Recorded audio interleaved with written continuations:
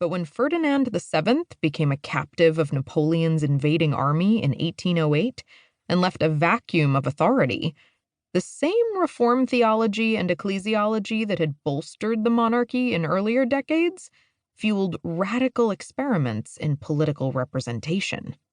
A generation of clergy and elite laymen had been shaped by the Bourbon-sponsored reform curriculum.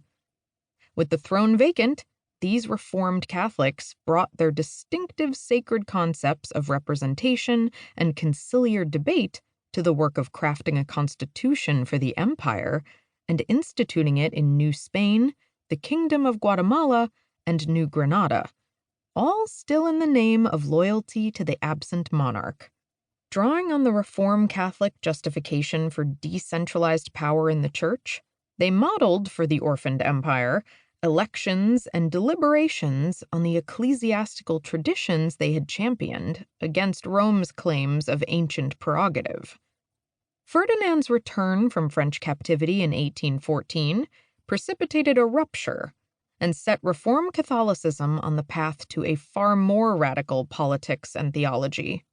The monarchy, formerly the patron of the reformers when the centralized power at stake had been that of the Pope, instead sought to claw back the authority that the Constitution had dispersed to elected bodies.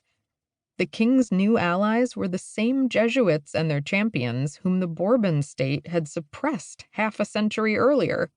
The Pope was no longer a rival autocrat, but the ideological keystone to centralized authority and corporate identity that the Spanish throne found itself defending against the reformists' theologically justified claims to citizenship and conciliar decision-making.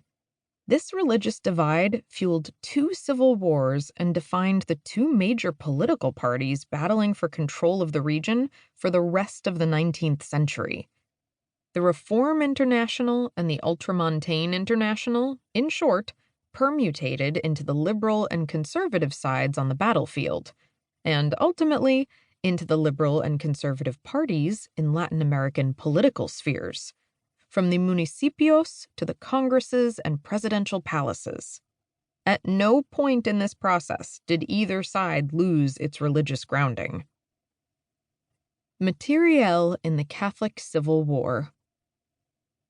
A representative episode from New Spain's tumultuous final decade suggests how unlikely its leading protagonists would have found a secular interpretation of their struggle. In April of 1817, an intrepid company of 235 soldiers disembarked at the small town of Soto la Marina, just upriver from the Gulf of Mexico in northern New Spain, today's Mexico. The polyglot band intended to rally locals to their side and march inland to deliver munitions to the rebel forces, mostly comprised of indigenous and mestizo peasants, then battling a royalist army whose victory seemed close. The leader of the expedition, Spanish liberal Javier Mina, was a formidable veteran of the cause.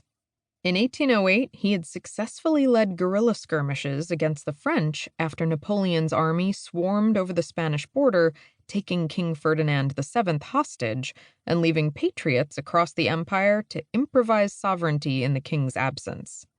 Mina was therefore critical to the dramatic experiment in republicanism that erupted in the vacuum, the Cortes de Cádiz, a constitutional congress that assembled representatives from throughout the empire between 1810 and 1814.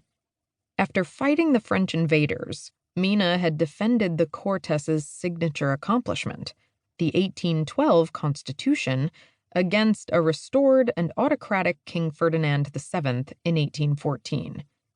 The liberal hero's advocacy for the democratic document had further burnished his revolutionary reputation and landed him in exile. The itinerary that brought the famed Mina expedition to the mouth of the Santander River in the spring of 1817 reveals the map of the revolutionary Atlantic that historians have illuminated in all its dense interconnection and political ferment.